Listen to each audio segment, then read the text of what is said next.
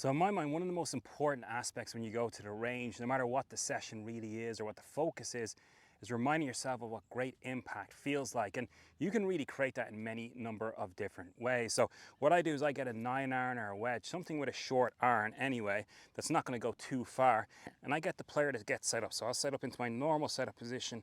And then from here, what would a great impact position look like? Would I be in the same spot? Well, no, I'd have that left knee moving a little bit forward and then turning leftward.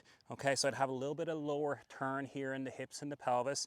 The chest would be open a little bit. My head would still be over the golf ball and my hands would be forward as I turn. So really that would be my setup position, let's say, and then at impact I'd be somewhere around here. So what I'm going to do is create that impact feel as much as I can, and then I'm going to try and instill it in an actual action. So I'm going to take a half swing back where the hips are, where the club doesn't really go past my hips, and then a half swing through to the same position.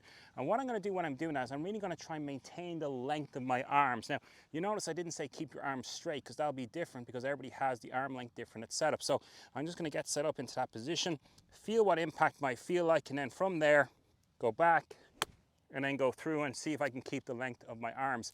And I just do that for a number of golf shots. And it's a really, really nice way, especially if you put this on camera, of really resonating, okay, am I in a good impact position? Or perhaps when I get to impact, am I flipping those wrists, bending those arms, tilting back, all these number of things. So again, getting set up into your normal position here, what would a great impact position feel like?